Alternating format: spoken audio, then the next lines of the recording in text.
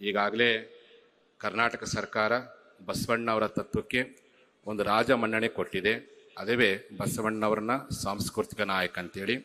ಈ ದೃಷ್ಟಿಯಲ್ಲಿ ಇಡೀ ಭಾರತ ದೇಶದಲ್ಲಿರ್ತಕ್ಕಂಥ ಯಾವುದೇ ಮಹಾತ್ಮರು, ಯಾವುದೇ ಸಾಧುಗಳು, ಯಾವುದೇ ಸಂತರು ಕಾಯಕದ ಬಗ್ಗೆ ಯಾರೂ ಸಹ ಹೇಳಿರಲಿಲ್ಲ. ಬುದ್ಧ ಮಾನವೀಯತೆ ಬಗ್ಗೆ ಹೇಳಿದರು, ಗುರುನಾನಕರು ಶ್ರದ್ಧೆ ಬಗ್ಗೆ ಹೇಳಿದರು, ಮಹಾವೀರರು ಅಹಿಂಸೆ ಬಗ್ಗೆ ಹೇಳಿದರು.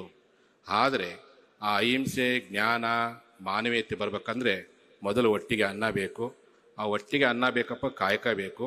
ಬಸವಣ್ಣವರು ಅಂತಂದರೆ, ಉತ್ತರದ ಬಸವಣ್ಣ ಅಂತಂದರೆ ಬಾಬಾ ಸಾಹೇಬ್ ಅಂಬೇಡ್ಕರ್ ಅವರು, ದಕ್ಷಿಣದ ಅಂಬೇಡ್ಕರ್ ಅಂದರೆ ವಿಶ್ವಗುರು ಬಸವಣ್ಣವರು.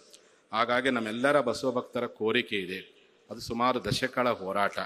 ಆ ಹಿನ್ನೆಲೆವರೆಗೆ ಗುಲ್ಬರ್ಗದಲ್ಲಿರ್ತಕ್ಕಂಥ ಕೇಂದ್ರೀಯ ವಿಶ್ವವಿದ್ಯಾಲಯಕ್ಕೆ ಮತ್ತು ಗುಲ್ಬರ್ಗದಲ್ಲಿರ್ತಕ್ಕಂಥ ಯೂನಿವರ್ಸಿಟಿಗೆ ಈಗಾಗಲೇ ನಿಮ್ಮ ಇಡೀ ಮಂತ್ರಿಮಂಡಲ ಬಸವಣ್ಣವರನ್ನು ಎಂದೂ ಸಹ ಜಾತಿಯಿಂದ ನೋಡಿಲ್ಲ, ಅಂಬೇಡ್ಕರ್ನು ನಾವು ಯಾರು ಜಾತಿಯಿಂದ ನೋಡಿಲ್ಲ.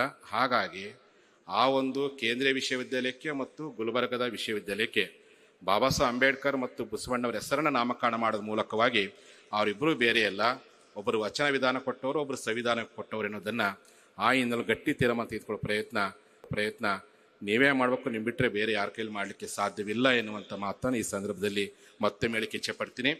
ಈ ಒಂದು ಬಸವ ಚಳವಳಿ ಅದು ಎಂದಕ್ಕೂ ಸೋಲು ಆಗೋದಿಲ್ಲ, ಗೆಲುವಾಗಲಿಕ್ಕೆ ಸಾಧ್ಯವಿಲ್ಲ.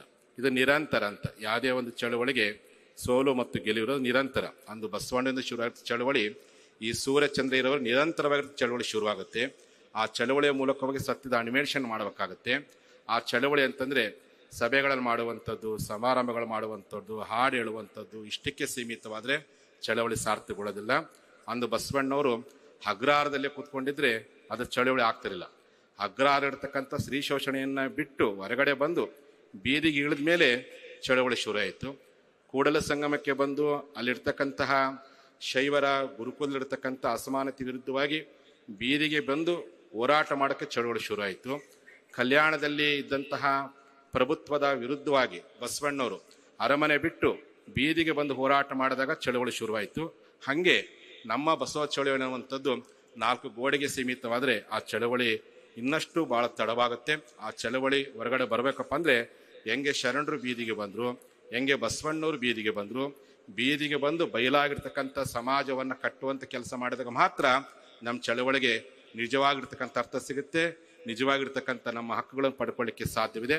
ಆ ನಿಟ್ಟಿನಲ್ಲಿ ಸಹ ನಮ್ಮ ಚಳವಳಿಯನ್ನು ಮುಂದುವರ್ಸ್ಕೊಂಡು ಹೋಗುವಂಥ ಪ್ರಯತ್ನವನ್ನು ಎಲ್ಲರೂ ಸೇರ್ಕೊಂಡು ಮಾಡಬೇಕಾಗಿದೆ.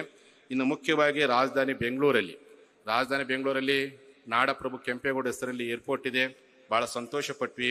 ಕ್ರಾಂತಿವೀರ ಸಂಗೊಳ್ಳ ರಾಯಣ್ಣನ ಹೆಸರಲ್ಲಿ ಇವತ್ತು ರೈಲ್ವೆ ಸ್ಟೇಷನ್ಗೆ ಹೆಸರಿಟ್ಟಿದ್ದಾರೆ. ನಾವೆಲ್ಲ ಭಾಳ ಖುಷಿ ಪಟ್ಟಿದ್ದೀವಿ. ಆದರೆ ಅವರೆಲ್ಲರಿಗೂ ಭಾಳ ದೊಡ್ಡ ಆದರ್ಶವಾಗಿರ್ತಕ್ಕಂಥ ಬಸವರ ನೆನಪಿಸುವಂಥ ಯಾವುದೇ ರೀತಿಯಾಗಿರ್ತಕ್ಕಂಥ ಒಂದು ಸ್ಮಾರಕಗಳು ಬೆಂಗಳೂರು ಮಹಾನಗರದಲ್ಲಿಲ್ಲ. ಆ ಹಿನ್ನೆಲೆ ಒಳಗೆ ಈ ಭಾಗದ ಜನರ ಬಯಕೆ, ಇಲ್ಲಿರ್ತಕ್ಕಂಥ ವಿದ್ಯಾರ್ಥಿಗಳು, ಯುವಜನರ ಬಯಕೆ ಏನಪ್ಪ ಅಂದರೆ, ನಮ್ಮ ಮೆಟ್ರೋ ಎನ್ನುವಂಥ ಒಂದು ಟ್ರೈನ್ ಇದೆ, ಆ ಟ್ರೈನಿಗೆ ಬಸವ ಎನ್ನುವಂಥ ಹೆಸರನ್ನು ನಾಮಕರಣ ಮಾಡಿದರೆ ಬೆಂಗಳೂರಿನಲ್ಲಿ ಸಹ ಬಸವ ಭಕ್ತರನ್ನ ಹೆಸರು ಹೇಳ್ಕೊಳ್ಳಿಕ್ಕೆ ಬಸವ ಕಲ್ಯಾಣದಲ್ಲಿ ವಿಶ್ವವಿದ್ಯಾಲಯ ಮಾಡೋದು ದೊಡ್ಡ ಮಾತಲ್ಲ, ಕೂಡಲ ಸಂಗಮದಲ್ಲಿ ವಿಶ್ವವಿದ್ಯಾಲಯ ಮಾಡೋದು ದೊಡ್ಡ ಮಾತಲ್ಲ. ನಮ್ಮ ಎಂ.ಬಿ. ಪಾಟೀಲ್ರು, ಲಕ್ಷ್ಮೀ ಹೆಬ್ಬಾಳ್ಕರ್ ಎಲ್ಲರೂ ಕೂಡಿ ಗುಲ್ಬರ್ಗದಲ್ಲಿ ಒಂದು ವಚನ ಚಿಂತನ ಮಂಟಪ ಮಾಡ್ತಾರೆ, ಅದು ದೊಡ್ಡ ಮಾತಲ್ಲ. ಅಲ್ಲೆಲ್ಲವೂ ಬಸವಣ್ಣ ಪರಿಚಯ ಇದ್ದೇ ಇದ್ದಾರೆ. ಆದರೆ ರಾಜಧಾನಿಗೆ ಲಕ್ಷಾಂತರ ಜನ ಬರ್ತಾರೆ, ಅಬ್ರಾಡ್ ಕಂಟ್ರಿಯಿಂದ ವಿಜ್ಞಾನಿಗಳು ಬರ್ತಾರೆ, ತಂತ್ರಜ್ಞಾನಿಗಳು ಬರ್ತಾರೆ.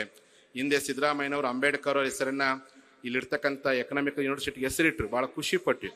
ಆ ನಿಟ್ಟಿನಲ್ಲಿ ಈ ಭಾಗದ ಜನರಿಗೆ ಬಸವಣ್ಣವರ ಪರಿಚಯ ಆಗುವಂತಿನೊಳಗೆ ಬಸವಣ್ಣ ಎಲ್ಲರಿಗಾಗಿ ಬಸವ ಎನ್ನುವಂಥ ಒಂದು ತತ್ವ ಇದ್ರೆ ಕೇವಲ ಹಿಂದುಳಿದ ದಲಿತ ಮಠಾಧೀಶರು, ಲಿಂಗಾಯತ ಒಳಪಂಗಡ ಮಾತ್ರ ಒಂದಾಕ ಸಾಧ್ಯ ಇಲ್ಲ. ಬಸವ ಎನ್ನುವಂಥ ಒಂದು ಶಕ್ತಿ ಇದ್ರೆ ಇಡೀ ದೇಶ ಇರ್ತಕ್ಕಂಥ ಎಲ್ಲ ಸಮುದಾಯದರು ಒಂದಾಗಲಿಕ್ಕೆ ಸಾಧ್ಯವಿದೆ. ಆ ಕಾರಣಕ್ಕೋಸ್ಕರವಾಗಿ ಅಂಥ ಒಂದು ಇತಿಹಾಸವನ್ನು ನಿರ್ಮಿಸುವ ಕೆಲಸಕ್ಕೆ ಮತ್ತಷ್ಟು ನಮ್ಮ ರಾಜ್ಯ ಸರ್ಕಾರ ಮುಂದಾಗಲೇ ಎನ್ನುವಂಥ ಮಾತನ್ನು ಈ ಸಂದರ್ಭದಲ್ಲಿ ತಿಳಿಸ್ತಾ, ಅವತ್ತು ಬುದ್ಧನ ಚಳವಳಿಗೆ ಅಶೋಕ ಶಕ್ತಿಯಾಗಿ ನಿಂತಿದ್ರು. ಇವತ್ತು ನಮ್ಮ ಬಸವ ಚಳವಳಿಗೆ ಒಂದು ದೊಡ್ಡ ಶಕ್ತಿ ಎಂ.ಬಿ. ಪಾಟೀಲ್ ಅವರು ನಿಂತಿದ್ದಾರೆ. ಅವ್ರ ಜೊತೆಗೆ ಅನೇಕರು ಇವತ್ತು ನಿಂತಿದ್ದಾರೆ. ಆ ಮೂಲಕವಾಗಿ ಈ ರಥವನ್ನು ಕೊಂಡೊಯ್ಯುವ ಪ್ರಯತ್ನ ಮಾಡೋಣ. ಎಷ್ಟೋ ಶತಮಾನಗಳ ನಂತರದಲ್ಲಿ ಒಂದು ವೈದಿಕ ಪರಂಪರೆಯಿಂದ ನಾವೆಲ್ಲರೂ ಇವತ್ತು ಈ ಲಿಂಗಾಯತ ಪರಂಪರೆ ಕಡೆ ಬಂದ್ವಿ. ಇನ್ನೊಂದು ಸ್ವಲ್ಪ ದಿನ ಹೋದ್ರಪ್ಪ ಅಂದ್ರೆ ಮತ್ತೆ ಸತ್ಯದ ಕಡೆ ಬರುವಂಥ ಕಾಲ ಬಂದೇ ಬರುತ್ತೆ.